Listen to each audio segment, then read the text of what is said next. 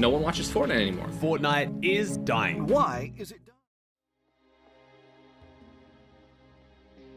Everyone had heard of Fortnite between 2017 and 2019, but after a good 2 years, something changed, and everyone thought Fortnite is dying. I could not understand how a game with one of the largest player base of all time and billions of dollars in revenue could be dying. And why isn't it dead yet? To know more about this, we have to dive into the past of Fortnite. Fortnite was initially released as a survival zombies game, including never seen before building mechanics, traps, and many other features. Although the game got a bit of attention when launched, it wasn't nearly enough to satisfy the makers. I mean, people weren't really interested in these type of games anymore, as major games such as Call of Duty had already saturated this genre. During the process of Fortnite initially dying, Epic started researching how they can save Fortnite, as a lot of time, effort, and money was put into making this game. Epic saw another booming game at the time named PUBG. Epic, seeing the major rise in PUBG's popularity, made them add a battle royale version to their game in hopes to make people buy their survival version of the game, which is called Save the World. And to their surprise, it worked out great, but not exactly how they wanted it. Rather than buying the paid survival version of the game, people chose to play the free, more interesting Battle Royale version, leading to Fortnite Battle Royale having a player base of over 10 million in the first week only, with me being one of the majority. When Epic saw the endless potential of the new Battle Royale genre, they took a 180 turn and shifted all their focus on optimizing and monetizing their free Battle Royale. In 2018, PUBG saw how much of their player base shifted to a game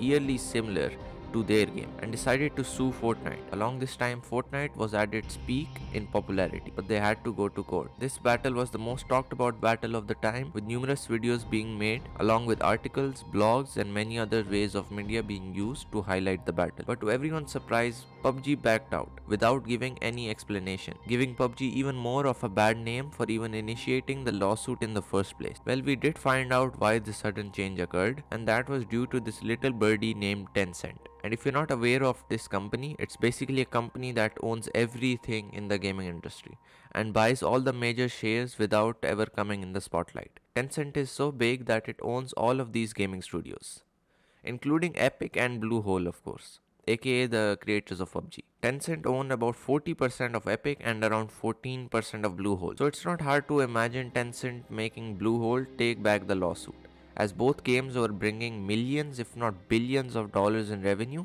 and that was clearly bad for business, if you know what I mean. Fortnite had become the most popular game in 2018, beating League of Legends to take the number 1 spot. Along with popularity, Fortnite's revenue even kept growing as people were buying their virtual currency called V-Bucks. Every teenager thought about having V-Bucks and made their moms buy it for them. This child is continuously coming to ask me for money to buy virtual products in your game.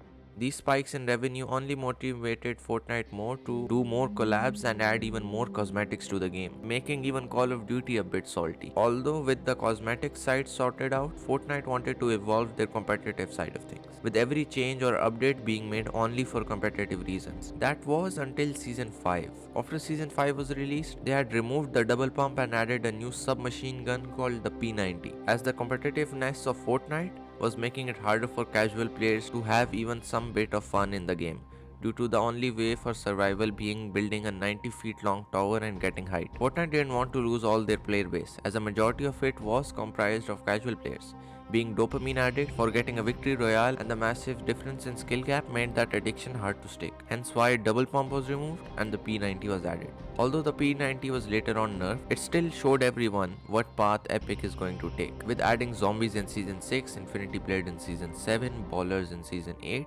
and even the mechs in Season X, which was my greatest fear at the time. After realizing how unsatisfied the player base was, they made themselves have a blackout in Season X, literally. With the black hole being showed for the first time, people, especially kids and teenagers, were absolutely going crazy over this blackout of the game. Do you see this freaking void? Look at the void! 2 days after, which felt like forever for the fanbase, Fortnite was officially back online, but this time not with Season 11, but with Chapter 2 Season 1. This changed everything: the map, the guns, the mechanics, the graphics, the performance, and all of it was for the better. This chapter was not a chapter, but a new game with the same name. Epic even collabed with many other brands, which was Star Wars, Halo, Marvel, Tron, Batman, Superman, Rocket League, and even animes such as Naruto and DBZ. The list goes on and on. Along with cosmetic collabs, live event collabs changed everything, with the Travis Scott collab being one of the best remembered collabs by everyone in Fortnite. This made everyone question why celebrities such as Travis Scott would even consider collabing with a video game, which proved the popularity of Fortnite at that time. The focus of Fortnite has always been and still is to be a social game rather than a competitive game. This can be seen with lack of innovation and prize pools along the time as Fortnite kept progressing, with one of the recent seasons not even having an FNCS, which is Fortnite's big seasonal competitive tournament. This competitive to social transition had the inverse effect on Fortnite than expected, especially in the revenue side of things, as Fortnite went from making $5.4 billion in 2018 to $3.7 billion in 2019, which is a drastic decrease of $1.7 billion, which is a massive loss for only a 1-year time period. After the rebranding in 2020, Fortnite's revenue started to increase again, and somehow in 2021 they crossed their own revenue of 2018 as they made $5.8 billion compared to the previous 5.4 billion. In my opinion, Fortnite will only continue to grow, and it's not wrong to expect a chapter 5, 6, 7 and so on, as Fortnite is proven to be very versatile with their methods. A reason why the old fanbase thinks Fortnite is dying is because the old fanbase is moving on and Fortnite is acquiring a new one a long time. This is why it may seem like Fortnite is dying, but in reality, it is only growing even bigger. Hopefully you enjoyed this video. Please consider using code NHZ in the item shop if you still play Fortnite. See you in the next one.